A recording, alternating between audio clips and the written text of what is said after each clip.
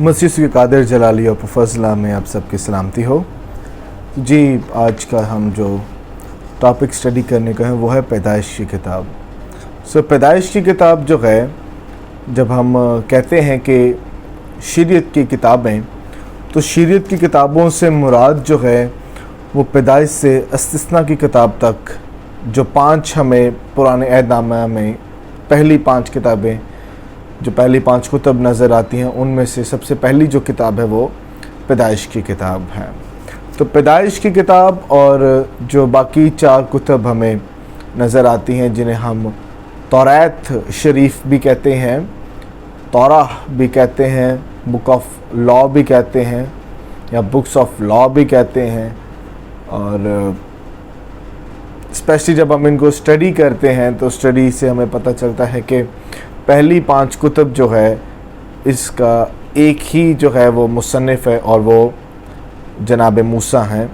और यकीनन हज़रत मूसा के ताल्लुक़ से हम सब जो हैं वो जानते भी हैं, बचपन में हमें स्टोरीज़ जो है वो इस ताल्लुक़ से सुनने को मिलती हैं।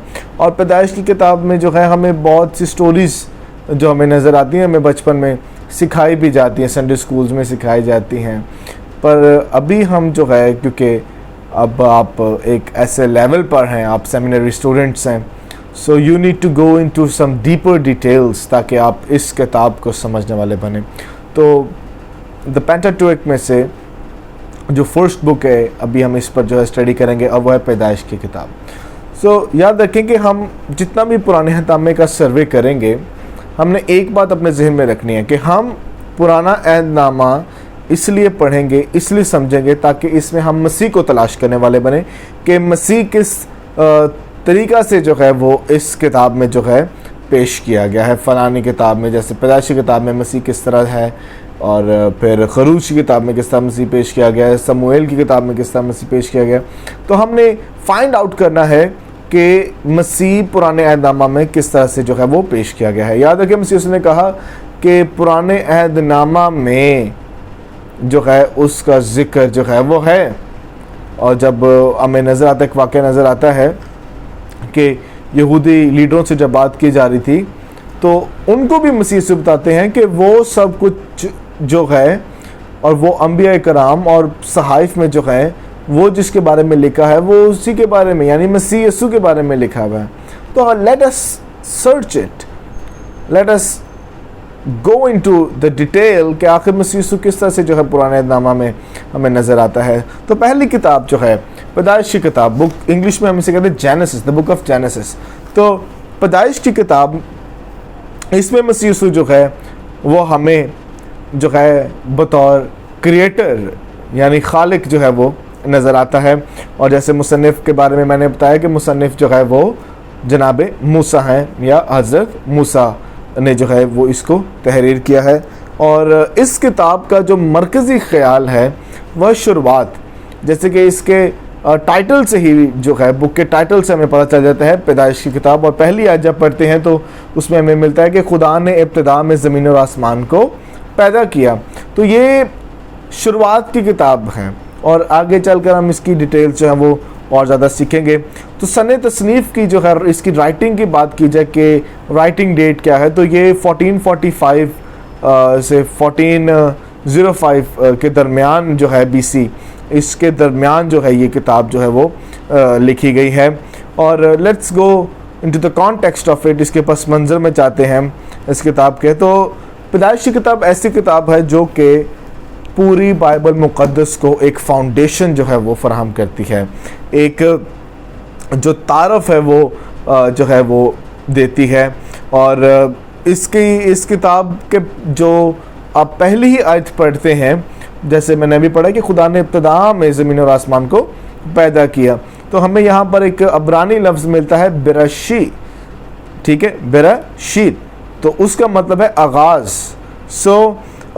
इसके पहली आयत में ही दर हकीकत इसका हमें जो है वो टाइटल नज़र आ जाता है। तो पैदाइश की किताब जो है वो शुरुआत की किताब है, और इसको जो है वो जनाब मूसा ने जो है वो लिखा है।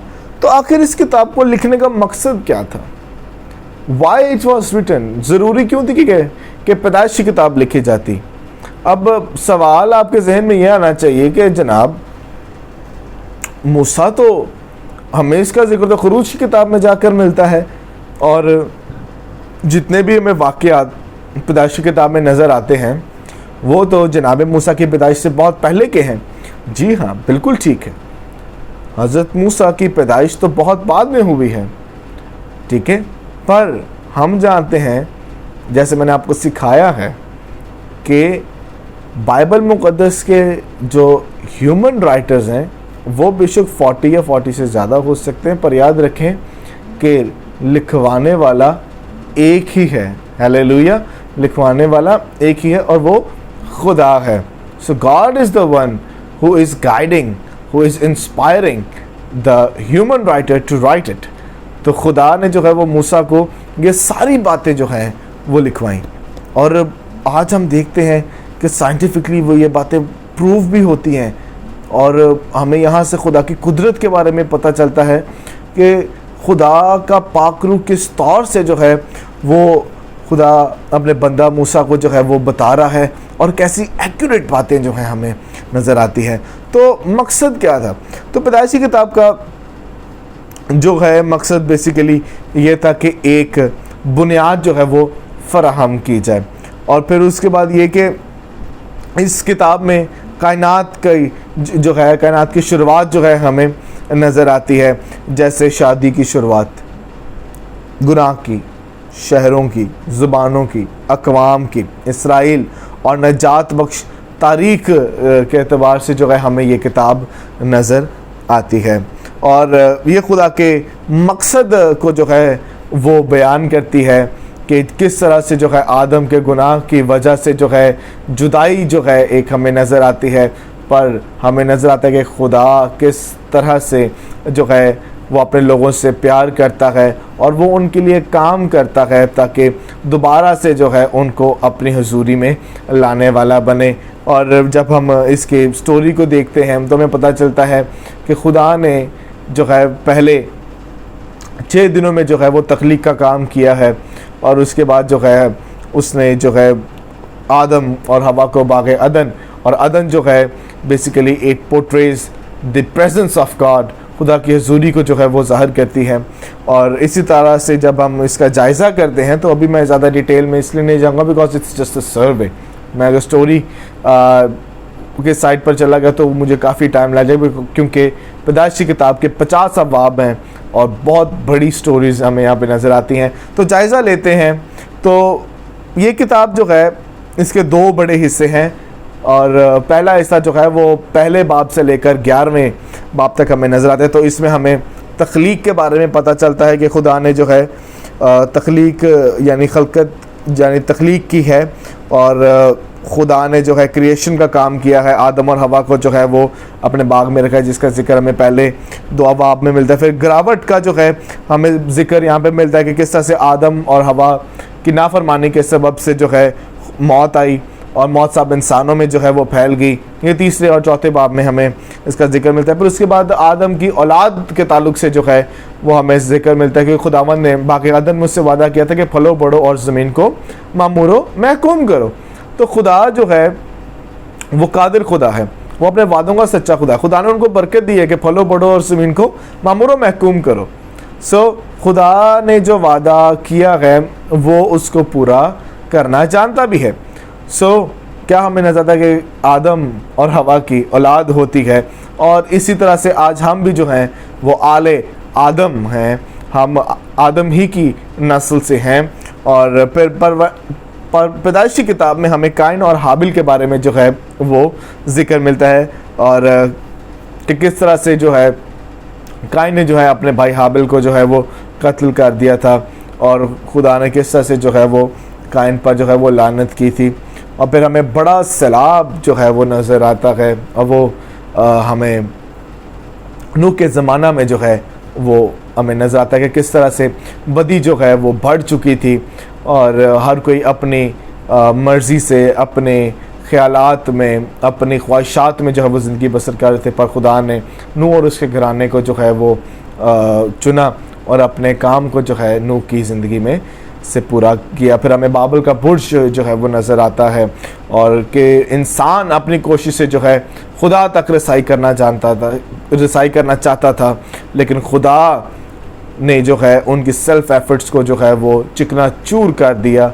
और हमें नज़र आता है कि इंसान अपनी मर्ज़ी से खुदा तक रसाई नहीं कर सकता, इसीलिए खुदा ने इस दुनिया से ऐसी मोहब्बत रखी कि उसने अपना इकलौता बेटा बख्श दिया, ताकि जो कोई उस पर ईमान लाए वो हलाक ना हो बल्कि हमेशा की ज़िंदगी पाए। आमीन।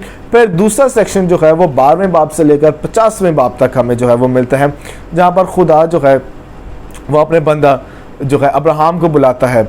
और 12वें बाब की पहली 3 आयत जब आप पढ़ते हैं, जिसको हम अब्राहम कॉलिंग जो है वो कहते हैं, तो हमें यहाँ पर बड़ी खूबसूरत अंदाज से जो है अल्फाज मिलते हैं। और खुदावन ने अब्राहम से कहा कि तू अपने वतन और अपने नातेदारों के बीच में से और अपने बाप के घर से निकल कर उस मुल्क में जा जो मैं तुझे दिखाऊंगा, और मैं तुझे एक बड़ी कौम बनाऊंगा और बरकत दूंगा और तेरा नाम सरफराज करूंगा, सो तू बाइसे बरकत हो।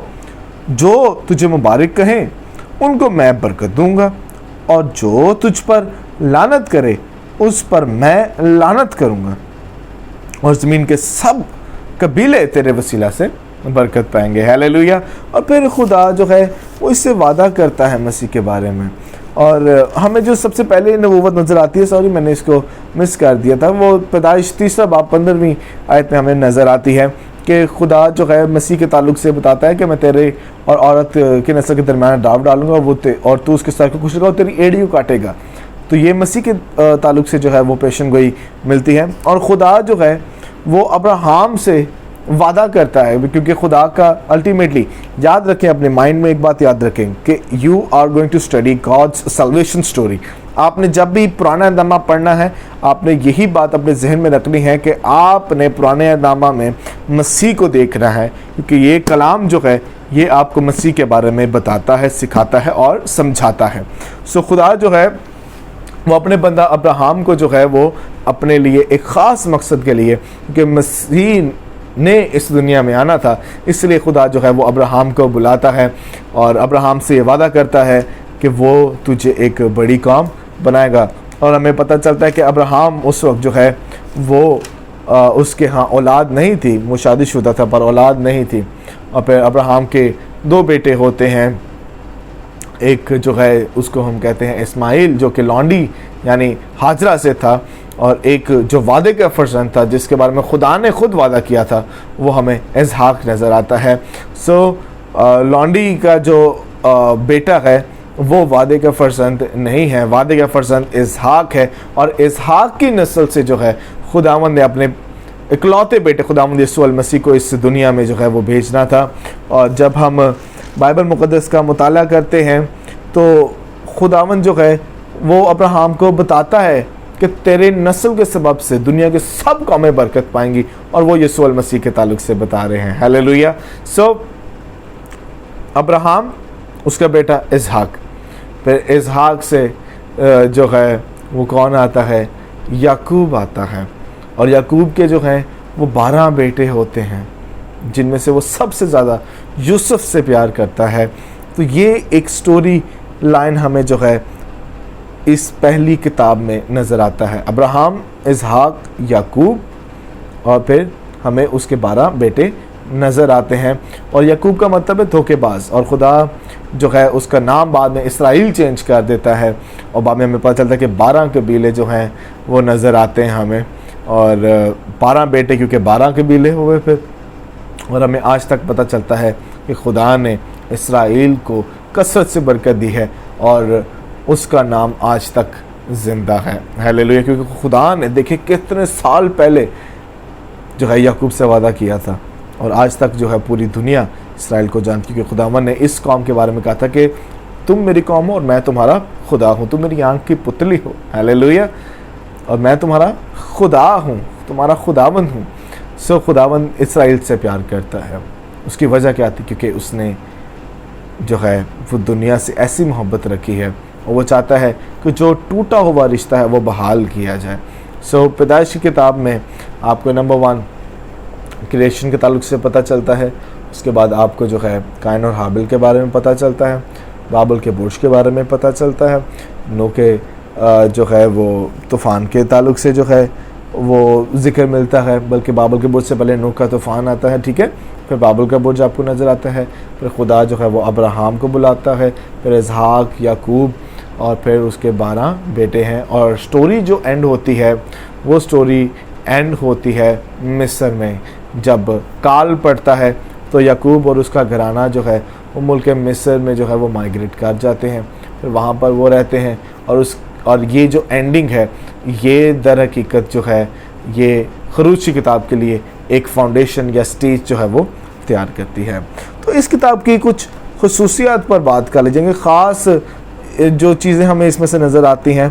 तो ये बाइबल की पहली किताब है और इंसानी तारीख़ गुनाह और अबरानी कौम और निजात का जो है वो बयान करती है। नंबर 2, ये बाइबल मुक़द्दस की वाहिद किताब है जो कि बाकी किताबों की मुद्दत और बाकी मानदा जितनी भी आपको बाइबल में किताबें नज़र आती हैं उनमें से सबसे ज़्यादा टाइम फ्रेम इस किताब का है। बहुत ज़्यादा नस्लों की नस्लें जो है ये किताब जो है वो कवर करती है। उसके बाद हमें नज़र आता है कि तख्लीक जो है वो खुदा ने की है, ये प्रूव करता है।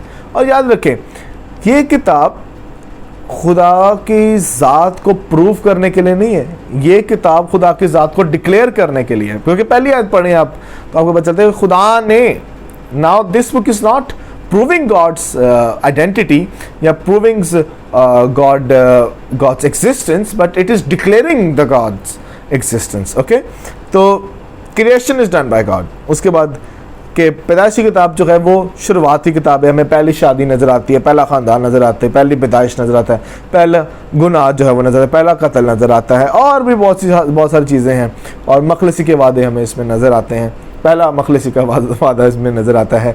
और फिर अब्राहम के अहद का आगाज़ जो उसके बुलावे के साथ शुरू हुआ, जिसका जिक्र अभी हमने जो है अभी पढ़ा भी है कि 12वें बाब की पहली 3 आयत में हमें जो है वो इसके बारे में जो है पता चलता है।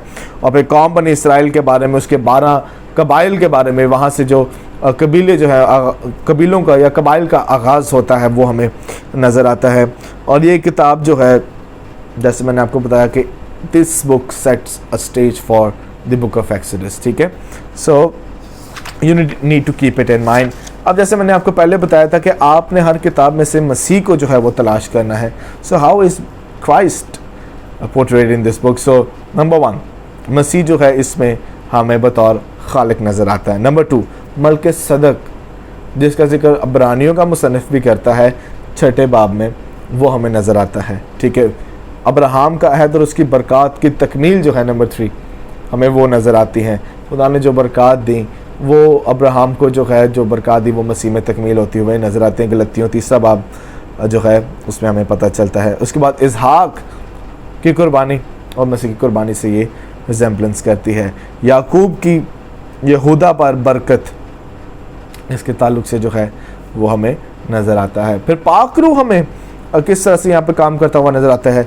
पहले बाब की दूसरी आयत पढ़ें तो पानियों पर वो जुम्बश करता हुआ नज़र आता है। फिर यूसुफ की ज़िंदगी में पाक रूह जो है वो काम करता हुआ नज़र आता है।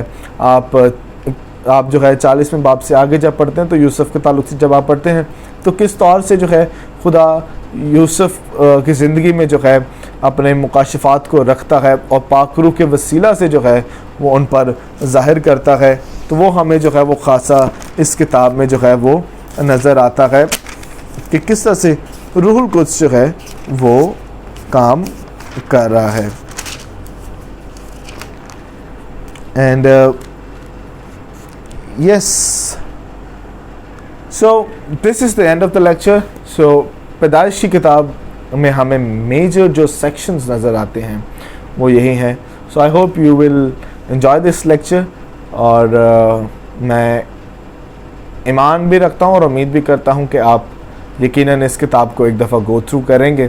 आई will suggest you all to read it. अगर आप रीड नहीं कर पाते, अगर आप इतना स्टेमिना नहीं है रीड करने का, तो आजकल ऑडियो बाइबल ऐप्स हैं, तो आप राह चलते हुए, सोते हुए, बाहर जाते हुए, फ्री टाइम में आप कानों में हैंड फ्रीज लगाकर आप जो है ऑडियो बाइबल लाजमी सुने। तो खुदावंद आप सबको बड़ी और भरपूर बरकत है। God bless you.